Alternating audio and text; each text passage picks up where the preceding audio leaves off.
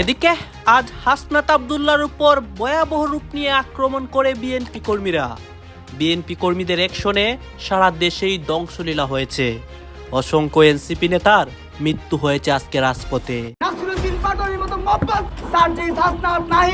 এদের মতো কুলাঙ্গারদের বাংলাদেশে রাজনীতি করবার কোনো অধিকার জামাত ইসলাম, এনসিপি, খেলাফত মজলিস সহ এই 11 দলীয় স্বাধীনতা বিরোধী জোটের নাই। এখনো তো এই বিএনপি সরকারের 2 মাস হয়নি, তাতেই এই এনসিপি দলটা নাই হয়ে যাচ্ছে।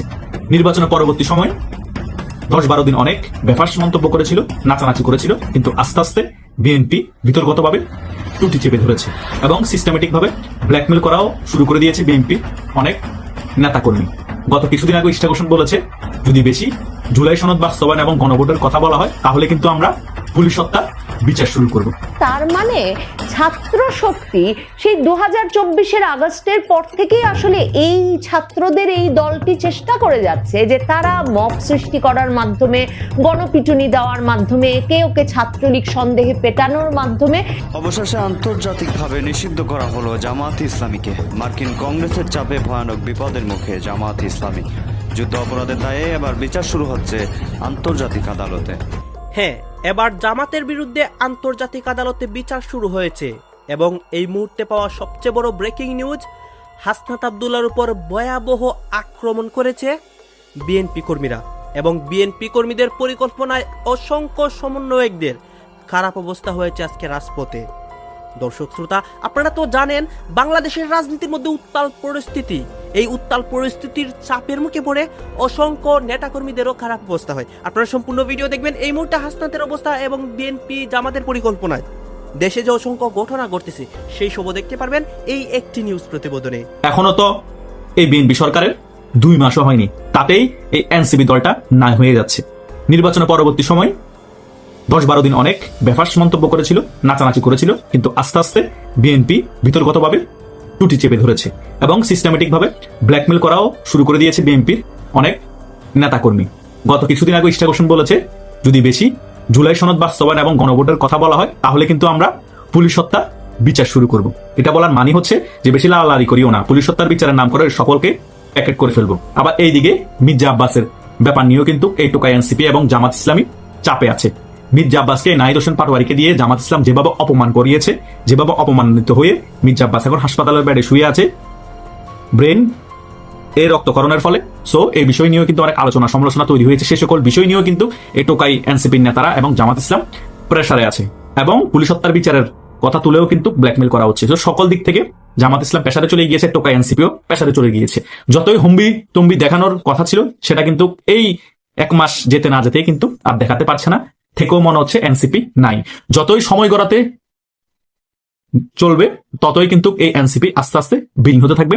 একদিন দেখবেন এনসিপি দলটা নামে আছে কাজে একেবারেই নেই এবং এনসিপি সকল নেতা একেবারে জামাতের হয়ে গিয়েছে, জামাতের হয়েই তারা রাজনীতি করছে। কারণ এনসিপি থেকে প্রতিদিন অল্প অল্প করে পদত্যাগ নিতে নিতে সারা বাংলাদেশ থেকে শুধু কর্মী এখনো শুধু কমতেছে।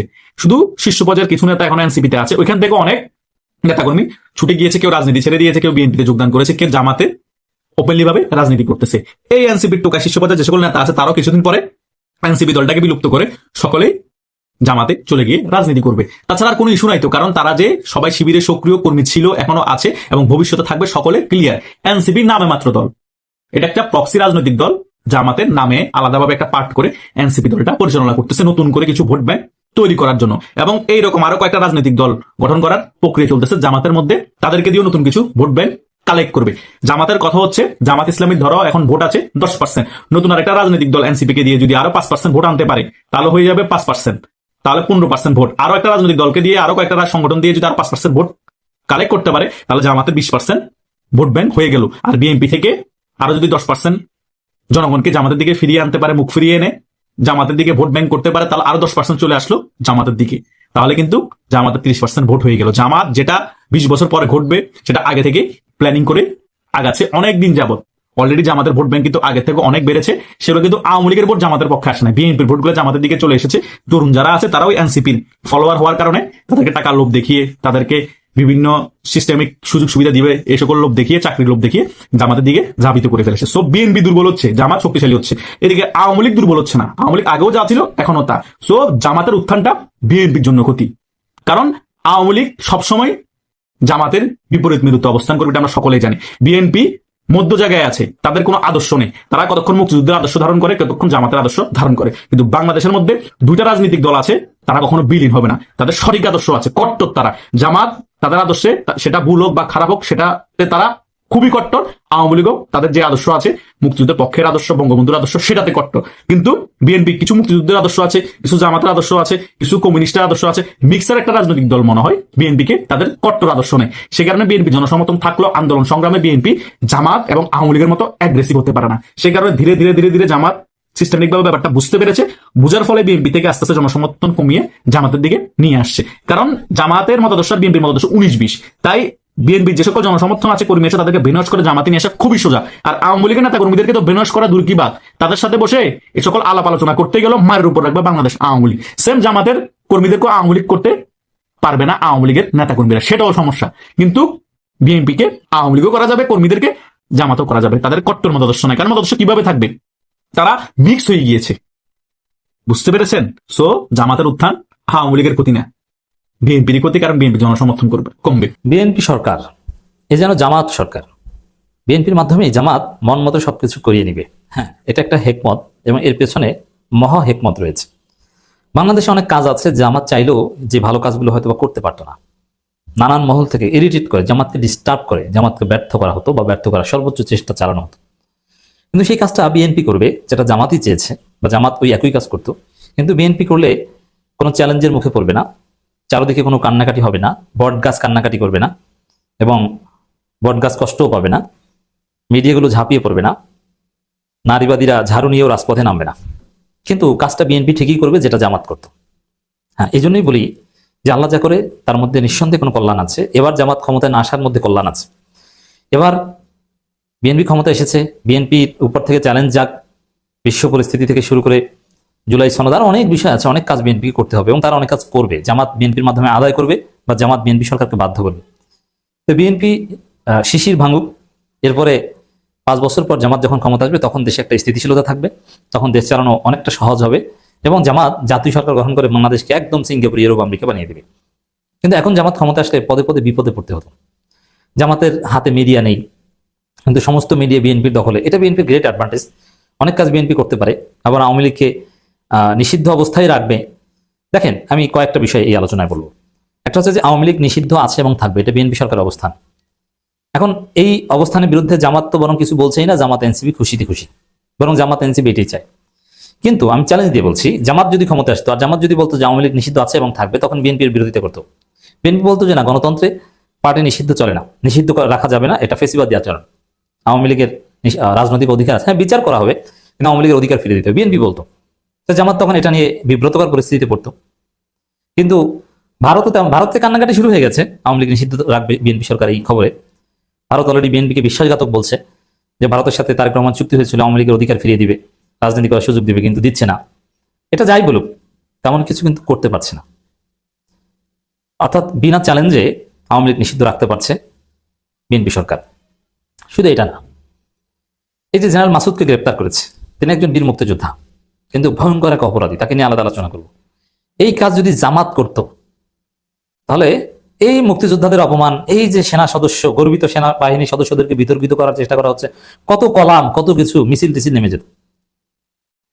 নারীদের বিষয়, এই যে তারেক রহমান তার মেয়েকে ফুটবল খেলা থেকে ফিরিয়ে এনেছেন, তার মানে ছাত্র শক্তি সেই 2024-এর আগস্টের পর থেকেই আসলে এই ছাত্রদের এই দলটি চেষ্টা করে যাচ্ছে যে তারা মব সৃষ্টি করার মাধ্যমে, গণপিটুনি দেওয়ার মাধ্যমে, একে ওকে ছাত্রলীগ সন্দেহে পেটানোর মাধ্যমে, কিংবা ছাত্রলীগ চলে এলো রে এই কথা বলে হারে রে রে করে এক রকমের প্রভাব প্রতিপত্তি শক্তি প্রদর্শন করে বিশ্ববিদ্যালয় ক্যাম্পাসগুলোতে প্রতিপত্তি বজায় রাখবে, আধিপত্য বজায় রাখবে, দখল বজায় রাখবে। ঢাকা বিশ্ববিদ্যালয় থেকে 2024-এর জুলাইয়ে বিতাড়িত হওয়ার পর নিষিদ্ধ ঘোষিত ছাত্র সংগঠন ছাত্রলীগ প্রথমবারের মতো ঈদের ছুটিতে ঢাকা বিশ্ববিদ্যালয় এলাকায় একটি ঝটিকা মিছিল করেছে। ছাত্রলীগের নেতাকর্মীদের সেই বিক্ষোভ মিছিল থেকে রাজবন্দীদের মুক্তি এবং ছাত্রলীগের ওপর থেকে নিষেধাজ্ঞা তুলে নেওয়ার দাবিতে নানা স্লোগান দেওয়া হয়েছে। রোববার সকাল 8:30টার দিকে দোয়েল চত্বর থেকে টিএসসি মুখী সড়ক বিশ্ববিদ্যালয়ের পুষ্টি বিজ্ঞান ইনস্টিটিউটের সামনে থেকে মিছিলটা শুরু হয় এবং সেটা গিয়ে শেষ হয় রাজু ভাস্কর্যের সামনে। মানে যেই রাজু ভাস্কর্যের সামনে কথায় কথায় রাজুতে আয় বলে হাসনাত আব্দুল্লাহ, সার্জিস আলমেরা ডাক দিয়ে আসছেন সেই 2024-এর আগস্টের পর থেকে এবং নানা সময়ে নানা হুমকি দিচ্ছেন সেখানে তারা বিরাট আন্দোলন গড়ে তুলবেন এসব বলে সেই রাজু ভাস্কর্যে এসে কিনা ছাত্রলীগের মিছিল শেষ হয়েছে ঈদের ছুটির মধ্যে। সংবাদ মাধ্যমগুলো খবর দিচ্ছে ছাত্রলীগের 25-30 জন নেতাকর্মী সেই মিছিলে যোগ দিয়েছিলেন। কয়েক মিনিটের মধ্যেই এই মিছিলটি শেষ হয়ে যায়। ছুটির মধ্যে সকালবেলা ফাঁকা ক্যাম্পাসে মিছিলটি টিএসসি এলাকার রাজু ভাস্কর্যের সামনে শেষ হয়। সেখানে মিছিলে অংশগ্রহণকারীরা কিছু সময় অবস্থান করে বিক্ষোভ প্রদর্শন করেন। তারা ছাত্রলীগের নিষেধাজ্ঞা তুলে নেওয়ার পাশাপাশি মিথ্যা মামলা প্রত্যাহারের দাবি জানান।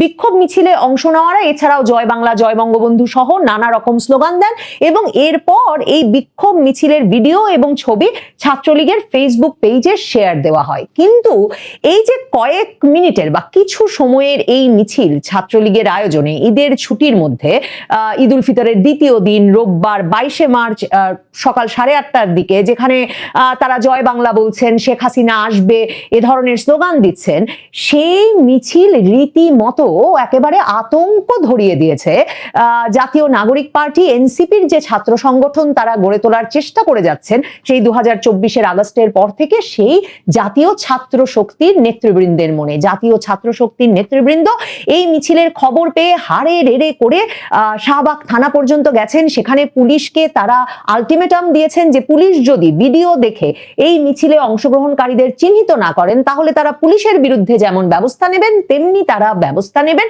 ঢাকা বিশ্ববিদ্যালয় প্রশাসনের বিরুদ্ধে।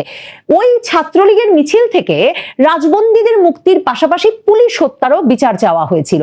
সম্ভবত সেটাও ছাত্র শক্তির নেতৃবৃন্দের ভেতরে যে বড় ধরনের আতঙ্ক তৈরি হয়েছে ছাত্রলীগের এই ছোট একটা ঝটিকা মিছিল ঢাকা বিশ্ববিদ্যালয়ে ঘটতে দেখা মাত্র তার একটা বড় কারণ। তার চেয়েও বড় কারণ হচ্ছে এটা যে 2024-এর জুলাইয়ে ছাত্রলীগকে বিতাড়িত করার পর থেকে ছাত্র শিবির ব্যাপক বিপুল বিক্রমে যে বাংলাদেশের সকল পাবলিক বিশ্ববিদ্যালয়ের মতো ঢাকা বিশ্ববিদ্যালয়েও একটা আধিপত্য বিস্তার করেছে এবং ঢাকা বিশ্ববিদ্যালয়ের ছাত্র সংসদ নির্বাচনে বিপুল ভোটে বিজয়ী হয়েছে। কিন্তু এখন যখন বিএনপি ক্ষমতায় এসেছেন এবং প্রধানমন্ত্রী তারেক রহমান ক্ষমতায় আসা মাত্র পাবলিক বিশ্ববিদ্যালয়গুলোর প্রশাসনে বড় ধরনের পরিবর্তন আনছেন, মানে জামায়াতপন্থী যেসব উপাচার্য ছিলেন বা প্রশাসনের শীর্ষ পদে জামায়াতপন্থী যেই শিক্ষকবৃন্দের জায়গা হয়েছিল এবং যারা সারা বাংলাদেশের পাবলিক বিশ্ববিদ্যালয়গুলোতে ছাত্র শিবিরের এক রকমের রাজনৈতিক বিকাশে প্রত্যক্ষ ভূমিকা রেখেছেন, তাদেরকে সরিয়ে নিতে সরকার যখন সক্রিয় তখন একেবারে ঢাকা বিশ্ববিদ্যালয়ের বুকে রাজু ভাস্কর্যের পাদদেশে ব্যানার নিয়ে দাঁড়িয়ে ছাত্রলীগ মিছিল করে ফেলছে, ঢাকা বিশ্ববিদ্যালয়ে আবার ছাত্রলীগ সংগঠিত হচ্ছে, এই আশঙ্কা ভীষণভাবে আতঙ্কিত করে তুলেছে এই ছাত্র শক্তির নেতৃবৃন্দকে। দেখেন, এই যে জাতীয় ছাত্র শক্তি এই নামটা কিন্তু সম্প্রতি আবার বদলে জাতীয় নাগরিক পার্টি ঠিক করে যে তাদের ছাত্র সংগঠনের নাম তারা জাতীয় ছাত্র শক্তি দেবে। প্রথম যখন 2025-এর ফেব্রুয়ারিতে জাতীয় নাগরিক পার্টির পাশাপাশি ছাত্র সংগঠন গড়ে তোলা হয়েছিল তখন নাম দেওয়া হয়েছিল বাগছাস, বাংলাদেশ গণতান্ত্রিক ছাত্র সংসদ। এরপর ডাকসু নির্বাচন, জাকসু নির্বাচন সহ পাবলিক বিশ্ববিদ্যালয়গুলোর নির্বাচনে বাগছাস এমন খারাপ ফল করে মানে কোথাও তারা ভোটে একেবারেই দাঁড়াতে পারে না। এই অবস্থায় জাতীয় নাগরিক পার্টি ঠিক করে যে একেবারে সকল পাবলিক বিশ্ববিদ্যালয়ের ছাত্র সংসদ নির্বাচনে ভীষণ খারাপ ফলাফল করা এই ছাত্র সংগঠনটির নাম পাল্টে জাতীয় ছাত্র শক্তি করা যাক। সম্প্রতি এই জাতীয় ছাত্র শক্তির শিরোনাম হয়েছে, তার কারণ হচ্ছে এই রোজার মাসেও ঢাকা বিশ্ববিদ্যালয়ের দর্শন বিভাগের ছাত্র পাভেলকে তিনি যখন বুয়েটের গিয়েছিলেন সেহেরি খেতে, সেই সেহেরি থেকে তুলে ওই পাভেলকে ছাত্র ছাত্রলীগ সন্দেহে 2-2.5 ঘন্টা ধরে কয়েক দফায় মেরে পিটিয়ে তার মানিব্যাগ, বাইকের চাবি এসব ছিনিয়ে নিয়ে তারা শাহবাগ থানায় রীতিমতো গুরুতর জখম অবস্থায় সোপর্দ করে গিয়েছিলেন। এবং তারপর পাভেল বলেছিলেন যে তিনি কখনো ছাত্রলীগও করেন নাই, কিন্তু তার মানে ছাত্র শক্তি সেই 2024-এর আগস্টের পর থেকেই আসলে এই ছাত্রদের এই দলটি চেষ্টা করে যাচ্ছে যে তারা মব সৃষ্টি করার মাধ্যমে, গণপিটুনি দেওয়ার মাধ্যমে, ওকে ছাত্রলীগ সন্দেহে পেটানোর মাধ্যমে, কিংবা ছাত্রলীগ চলে এলো রে এই কথা বলে হারে রে করে এক রকমের প্রভাব প্রতিপত্তি শক্তি প্রদর্শন করে বিশ্ববিদ্যালয় ক্যাম্পাসগুলোতে প্রতিপত্তি বজায় রাখবে, আধিপত্য বজায় রাখবে, দখল বজায় রাখবে। কিন্তু সত্যিকার অর্থে দর্শক, আপনারা তো দেখলেন এখানে কি কথা হচ্ছে, অনেকে কিন্তু অনেক কথা বলতেছে। বিশেষ করে এখানে আমরা দেখতে পাচ্ছি যে সমন্বয়কদের নিয়ে কথা হয় এবং সার্জিস হাসনাতদের নিয়ে কথা হয়। গেছে এই বিষয়গুলো দেখে এবং দেশের রাজনীতির প্রেক্ষাপট নিয়ে আপনার মন্তব্য কি? আপনার গুরুত্বপূর্ণ মন্তব্যটা অবশ্যই আপনারা আমাদের কমেন্ট বক্সে লিখে যাবেন। সর্বশেষ আপনাদের কাছে আমাদের রিকোয়েস্ট থাকবে, আপনারা আমাদের চ্যানেলে নতুন দর্শক হয়ে থাকলে চ্যানেলটি সাবস্ক্রাইব করবেন এবং পাশে থাকা বেল বাটনটি বাজাবেন যাতে করে নেক্সট ভিডিওটা সবার আগে আপনাদের কাছে পৌঁছে যায়। ধন্যবাদ।